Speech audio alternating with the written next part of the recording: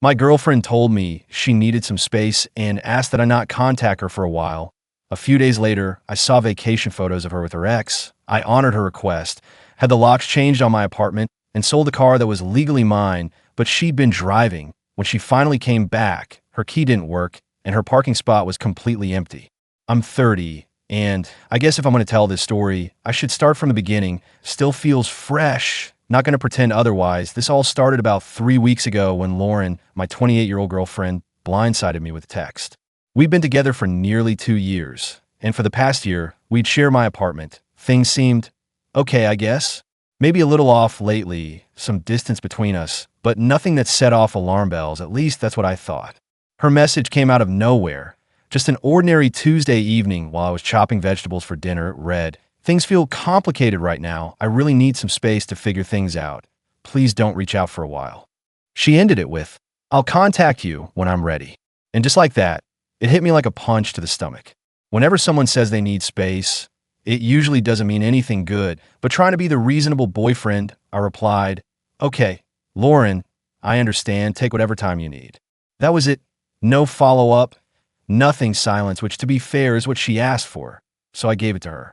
I spent the next few days wandering around the apartment feeling like a ghost, confused and hurt, trying to make sense of what complicated actually meant. Thankfully, work kept my mind occupied during the day. Then Friday night came. I was bored, just mindlessly scrolling through Instagram when something stopped me cold. One of our mutual friends had tagged her in a post. There she was, smiling under the sun, lounging on a beach, cocktail in hand, and beside her, Tyler, 29, her ex, the one she once swore was ancient history. The caption said something like, "Living our best lives, island escape, reunited." In that moment, my heart just froze. So that's what needing space meant, going on a tropical vacation with her ex. She asked me not to contact her so she could relive the past while leaving me in the dark, sitting in the apartment we shared. At first I felt hurt, but then that pain gave way to something colder, sharper, a kind of clarity. She didn't just want time to think. She wanted me silent and out of the way while she took her old relationship for a test drive, and she was doing all that while living under my roof, using things I paid for, treating me like a safety net. All right then, she wanted space? She didn't want to hear from me? Fine, that's exactly what she'd get. First thing Saturday morning, I called a locksmith. Had both the deadbolt and knob lock swapped out. Cost me about $250. Money well spent for the peace of mind it brought. Her old key, useless now. Then there was the matter of the car. And for that, you need some backstory. About 6 months ago, her beat-up old car finally gave out. She needed something reliable for her job in social media marketing, something that could handle all her client meetings. Her credit wasn't great, so I stepped in to help. I bought a used but solid Mazda CX-5, probably around $18,000, but here's the important part. Everything, the loan, the title, the insurance, it's all in my name. We agreed she'd pay me back in installments, and to her credit, she mostly did. It was her daily vehicle, but legally, it was mine. I never put her on the title or added her to the insurance. She treated the car like it was hers, even put up fluffy dice and some other personal touches, but I still had the spare key, and that Saturday I used it, drove the Mazda to a dealership nearby that I trusted. They buy used cars directly. Told them the basics of the situation, that I was the registered owner and needed to sell it. They took a quick look, gave me a preliminary offer, around $16,500, pending full inspection and a clean title check. I said yes and signed the initial paperwork to get the process started. They said it'd take a few business days to finalize everything. I left the car with them and caught an Uber back home. When I got to the apartment, her parking spot was empty. Her belongings? Still untouched, sitting in the spare closet where she left them. I wasn't about to throw them out. That just felt unnecessarily vindictive. But she wasn't walking back into my place without speaking to me first, which she'd clearly told me not to do. Strangely enough, I felt calm, like I was carrying out a necessary operation. Did it hurt? Sure. Somewhere deep down, I felt like a fool. But this wasn't driven by anger. It was about logic. She'd made it clear. She wanted space and no communication. And by taking a vacation with her ex, she showed me the relationship was done. All I was doing was respecting her wishes and making sure I wasn't being used anymore. So now I wait.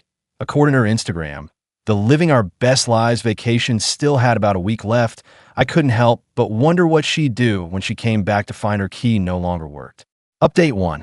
Well, she's back. The moment of truth arrived last Tuesday night, around 9 p.m. I was on the couch watching TV, tried to ignore the knot forming in my gut. Then I heard keys jingling outside, followed by the sound of one scraping in the lock. Silence. Then more fumbling, louder, desperate, and then banging. Knock, knock, knock, Ryan, what's going on? Open the door. It was Lauren's voice. She sounded irritated, not scared. At least not yet. I took a breath, walked over, and cracked the door open with the chain still on. There she was, suitcase beside her, tan for vacation, and clearly upset. My key isn't working. Did something happen to the lock? I kept my tone even. Yeah, I changed them. She blinked. You what? Why would you do that? I stayed calm. You asked for space and no contact. I gave it to you. Permanently. Her expression twisted from irritation to disbelief. What are you talking about? I just needed a little time. You can't just lock me out. I saw the photos, Lauren. You and Tyler. Looks like you found the clarity you were looking for. In that instant, I saw it hit her. The look of someone who'd just been caught, the guilt, the panic, the fury, all flashing across her face. She tried to play it down. That trip didn't mean anything. We're just friends. She arched an eyebrow. Friends who take romantic island trips while asking their boyfriend for space? Right, makes perfect sense. Then her voice sharpened. Ryan, don't be ridiculous. Let me in, my stuff's in there. Where's my car? Her gaze flicked to the empty parking spot, and for the first time, a flicker of real alarm crossed her face. Where's my car, Ryan? The entitlement was thick in her tone, like she couldn't fathom the idea that anything in her world might have changed while she was off sipping cocktails with her ex, like she fully expected everything, including me, to still be exactly where she left it, waiting. I didn't flinch. First of all, this is my apartment, and second, that was never your car. It's mine, registered in my name, insured under my policy, and I'm selling it. Her mouth fell open. You're selling it? You can't just do that. I paid for that car. You made payments to me for using it. That doesn't make it yours. You never owned it. The loan, the title, all mine. The sale's already in progress. She looked like she might explode. This is insane. You're stealing from me. Then, as if that would solve anything, she whipped out her phone. I'm calling the cops. I didn't even blink. Be my guest. Call them. Tell them your ex-boyfriend changed the locks on his own place after you asked for no contact, and then went on a beach vacation with your ex. Tell them he's selling a car legally registered only to him. Let me know how that goes. She froze mid-dial. The phone hovered near her ear, but her fingers trembled for a split second. She actually looked uncertain. Then her expression shifted. The guilt was gone, replaced by something sharper, meaner. Her voice dropped low. You're such a horrible person. You planned all of this. I didn't back down. You planned a vacation with your ex and told me not to contact you. I respected that. I just dealt with what came next. She stared at me like I was a stranger, but I wasn't the one who'd walked away and packed a suitcase for someone else. She was. You don't get to bench me in my own home while you test out an old flame, I said quietly. I'm not a backup plan. Before she could snap back, another voice echoed from the sidewalk, her sister. Megan, 26, loud, and always conveniently nearby when Lauren wanted backup, stormed up the path like she was charging into battle. What is going on? Lauren? Why is the door locked? Lauren's tears turned on like a faucet. He changed the locks. He's selling my car. He's throwing me out. Megan turned her attention on me, like she was winding up for a speech. Are you serious right now? After everything she's done for you, you're just kicking her out and selling her stuff? I didn't raise my voice. It's my place, that car. Mine too. She told me she wanted no contact, and then she jitted off with Tyler. Go check her Instagram if you think I'm making this up. She needed space. Megan snapped. You're supposed to support her, not punish her. I actually laughed, dry and tired. Support her cheating on me? No thanks. She made her choice. This is me living with it. Lauren started getting demanding again. I want my stuff right now. It was after 9 p.m. Not happening, I said.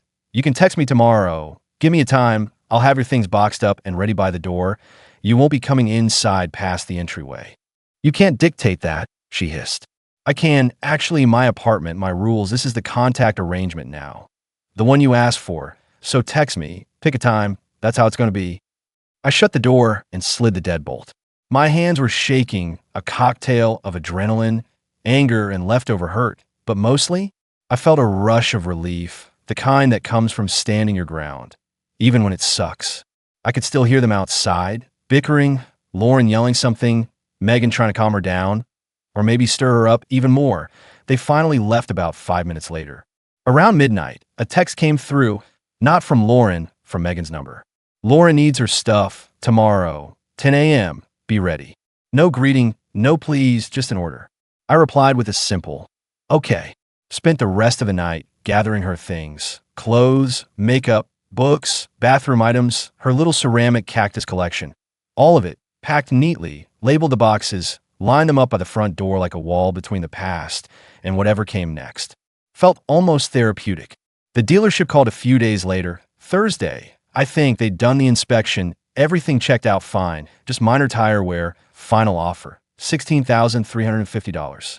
I headed over Friday afternoon, signed the paperwork, and walked out with a check, deposited it immediately. Felt like I'd finally sealed off a very expensive chapter of my life. Then came the pickup. She was on time, 10 a.m., sharp, just like the message said, but it wasn't Lauren at my door. It was Megan again and their mom, Debbie. Lauren, apparently, was too distraught to face me, so she stayed in the car, probably sulking behind sunglasses. Debbie wasted no time. As soon as I opened the door, she launched into it, tears already welling up, whether they were real or just well-rehearsed. I couldn't tell. Ryan, how could you do this to her? After 2 years together? She loves you. Not enough to skip a vacation with her ex while asking me to stay quiet, I said calmly. She was confused, Debbie said, wiping a tear. It was a mistake. You should forgive her. And selling her car? That was cruel. She needs it for her job. It was never hers. I reminded her. It was mine legally. Her confusion led to betrayal. This is what consequences look like.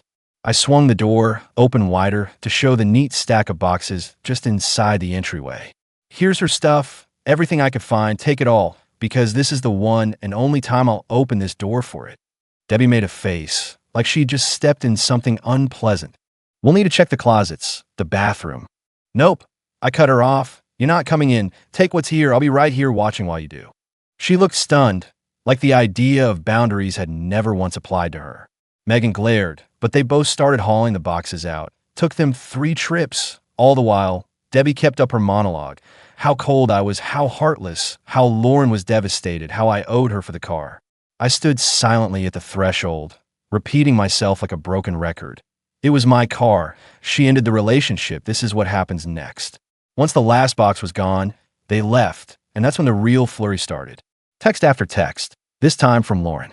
They bounced between pitiful and furious, apologies, declarations, begging. I miss you. I made a huge mistake. Please take me back. Then suddenly, you had no right to sell my car, and you're a vindictive asshole. One text would be dripping with regret. The next would be full of venom. I just stared at my screen, not even sure if I should laugh or feel sorry for her. Maybe a little of both. She actually had the nerve to text me, claiming I owed her for the car, said it was her money, and threatened to drag me to small claims court. I didn't bother responding to the emotional outbursts, but for the demands? I sent her one clear message. I said, Lauren, the car was legally mine, title, loan, insurance, all under my name. Whatever you paid was for the time you used it. Think of it as rent. There's nothing else to discuss. Then I blocked her number, blocked Megan, blocked Debbie. Thought that might finally put an end to it. But no, of course it didn't. Suddenly, I was getting messages from people I barely talked to, mutuals from Lauren's side of the social circle. The tone was instantly hostile. Dude, heard what you did to Lauren. Cold move. Selling her car? That's messed up. Clearly, she was out there spinning a perfect little sob story, framing me as the villain who threw her out and took her car just to be cruel. I bet good money she left out the part where she flew off to a romantic getaway with her ex after asking me for space. I gave a brief rundown to a couple of people I thought might be reasonable, laid out the facts, her text, the vacation, the car being legally mine. Some got it, some still took her side. People hear what they want to hear. And then she tried something dirtier. Yesterday, I got a call from my landlord's office. They'd received an anonymous complaint, something about repeated disturbances, shouting near my apartment, and concerns from neighbors. I'll be honest, my heart dropped for a second. This felt calculated, a deliberate attempt to stir up trouble for me. Luckily, I've got a decent rapport with the building manager. I explained the situation plainly. told him my ex, who had been living with me but wasn't on a lease, had moved out after our breakup, that there was one heated moment outside the door when she realized I'd changed the locks and that her family had come by for a supervised pickup of her things. I made it clear there'd been no issues inside the unit, and she no longer lives here. He seemed to understand, said they'd logged the call, but that unless there were repeated, verifiable complaints, it wasn't going anywhere. Still, I'm almost certain it was either Lauren or Megan behind that little stunt. And if that wasn't enough, I got a message request on Instagram from Tyler. Yeah, that Tyler. Didn't open it, just blocked and deleted. I don't need his input. Whatever, it was probably something smug or manipulative, not interested. And you know what? All this, the guilt trips, the demands, the games, they're not shaking me. They're making everything feel more justified. This wasn't a momentary lapse in judgment on her part. It wasn't one mistake. This is who she is and who her enablers are. There's no revenge plan, no dramatic retaliation, just reality, and I'm letting it do the work. The apartment? Still mine. The lease has always been in my name. The complaint? Useless. Nothing came of it. The car? Sold, paid for, and gone. The money's already in my account. Her stuff? Out of my space. As for contact, she's blocked everywhere. Any new threats or demands. I've already spoken to a lawyer. If she tries anything else, it's going straight to them for a cease and desist. They confirmed I'm in the clear, legally, emotionally. I've done everything by the book. The thing that hurts the most? Not the breakup, not even the lies. It's the realization that someone I trusted, someone I lived with, could be this manipulative, this entitled. Now I'm just trying to clean up the emotional debris she left behind. It's not easy, but at least I'm finally facing forward. Looking back, it's honestly better I found out who she really was when I did. So, final update. It's been a little over 2 months since Lauren came back from her I need space vacation with Tyler. And things have finally settled, mostly because I chose not to play into the drama anymore. Thought I'd share how everything wrapped up. Her smear campaign kept going for a while. A few mutuals, people I only really knew through her, cut ties. Guess they swallowed her version of events without question. Honestly, good riddance. If someone's willing to pick sides without even hearing me out, they were never my people to begin with. My real friends, the ones who knew me long before Lauren came around. Solid, listened, got the full picture, saw the disrespect, and backed me completely. She did try to escalate, though, sort of. Out of nowhere, I got this pathetic little legal letter. Looked like something she paid a discount attorney to throw together, full of typos and hollow threats, demanding 10 grand for emotional distress and her so-called contributions to the car. My response? I had the lawyer I'd already spoken to draft a crisp, professional reply. We attached everything: car title, loan paperwork, insurance documents, all in my name, no room for confusion, and we added a polite but firm reminder. Anything she paid went toward wear and tear during the time she drove it. Technically, if we calculated it by mileage using industry rates, she'd owe me money. That part was mostly a bluff, but it made the point. We also included her original "Don't Contact Me" text, screenshots of the Tyler vacation, complete with public timestamps, and a final warning: any more baseless threats or attempts to mess with my life, especially considering the landlord stunt, and we'd be seeking legal fees and possibly a restraining order. After that, radio silence. I'm guessing her bargain bin lawyer finally told her she didn't have a leg to stand on, and without me footing her bills anymore, there was no way she could afford a real legal fight. Word got back to me, through a friend who still talks to one of Lauren's less crazy acquaintances, about what came next. Apparently, she tried staying with Megan for a while. That didn't go great. Lauren expected Megan to bankroll her lifestyle and let her freeload without lifting a finger. Shocking, I know. And Tyler? No surprise there either. He bailed the moment the vacation was over, reality hit, and he disappeared, was never in it for the long haul, just a fling, nothing more. She even tried milking her parents for money, especially Debbie, and yeah, I'm sure she got something out of them, but not enough to maintain the lifestyle she was used to when I was covering everything. Last I heard, she packed up and moved back to her hometown, living with her parents again, apparently whining to anyone who'll listen about how unfair everything is and how I ruined her life. No accountability, no reflection, just full speed, victim mode, and pure entitlement. The best part? The silence. No more drama. No more frantic texts. No more Lauren. My place feels like mine again. Last weekend, I even repainted the living room, got rid of all the furniture she insisted on. Reclaiming the space felt good, like drawing a line under everything. The revenge wasn't some flashy explosion. It was quiet, steady, and undeniable. I respected her request for space and gave her exactly that. Endless space, no contact, no second chances. She chose a fling with her ex over the life we'd built together. Fine, she can live with the fallout. Alone, took my support. The apartment, the car, all for granted. She lost it all the second she broke the trust holding it together. Selling that car while she was off sunbathing with another guy? Yeah, not gonna lie, that felt incredibly satisfying. That empty parking spot waiting for her when she got back? Chef's kiss, a visible, unmistakable consequence. She didn't just lose me, she lost the easy, comfortable lifestyle she assumed was hers by right, one that I built and supported. Sure, it cost me something emotionally, took time to process everything, but I handled it smart, protected myself, didn't let the hurt make me a doormat.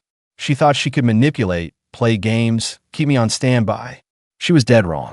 And now, she's sitting in the mess she made, realizing too late that entitlement doesn't shield you from consequences. That's the closure I needed. That's the ending I wanted. Goodbye, Lauren. Time to turn the page for real.